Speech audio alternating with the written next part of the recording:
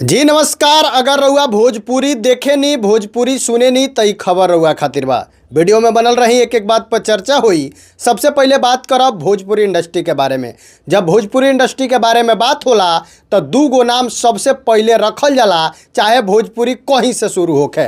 पवन आ खेसारी। हम बता दी कि उहे पावर स्टार पवन सिंह के जौन बा कि बॉलीवुड में डंका बाजत रहा, भोजपुरी में तो पहले ही से बाजेला, बॉलीवुड में बाजत रहा। लेकिन अब ये वीडियो में आज बताएम कि पवन सिंह के गाना अब साउथ मूवी में भी आवे वाला बा।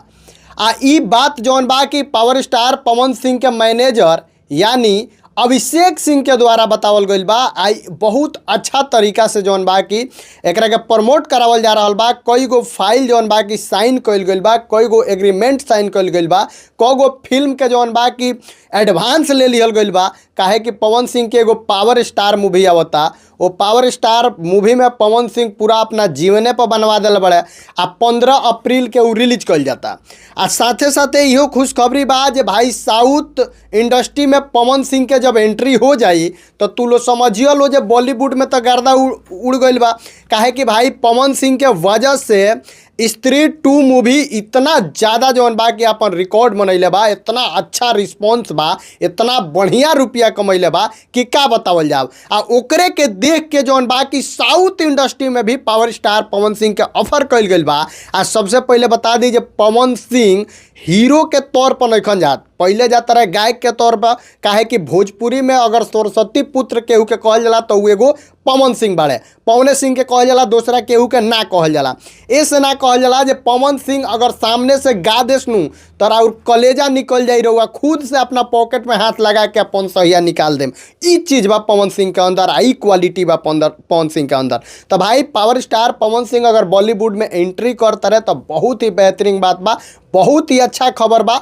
ऐसे हमनी के भोजपुरी बड़ा हुई, हमनी के भाषा बड़ा हुई। आ जब हमनी के भाषा बड़ा हुई भैया तो समझ ली जे चर्चा ओइजा ले हुई जहां हमनी के सोचले ना रहनी हसन। तो भाई वीडियो में जे भी बनल बा, जे भी वीडियो देखता, सब लोग से विनती बा कि एकदम रहुआ सब प्यार दुलार आशीर्वाद बनौले रही। पावर स्टार पवन सिंह के बहुत ही बेहतरीन गाना के जौन बा कि एग्रीमेंट भइल बा, जौन कि साउथ मूवी में अच्छा हीरो जेकर चर्चा बा। अब तारलो से हम कह दी जे भैया अब जेकर आई रहा झुकेगा नहीं, तो अंदर पुष्पा 2 अगर उनकरा संगे आ जाओ पवन सिंह के गाना तब कैसन होई। तो भाई वैसन के हीरो लोग के संगे आई। अब पवन सिंह कोई छोटा कलाकार थोड़ी हैं, भोजपुरी इंडस्ट्री के एकदम मतलब इस समय के जो दौर चल रहा है, इस समय के सबसे बड़े अगर व्यूज अगर और सबसे बड़े पैमाने पे किसी को सुना जाता है तो उनका नाम पवन सिंह है। चाहे लोकगीत ले ले, भक्ति ले ले, सामाजिक ले ले, निर्गुण ले ले, कुछ भी ले ले, पवन सिंह एक ऐसे कलाकार हैं जिनको जो भी गवा दीजिए एकदम परफेक्ट गाते हैं, अच्छे तरीक़ा से गाते हैं।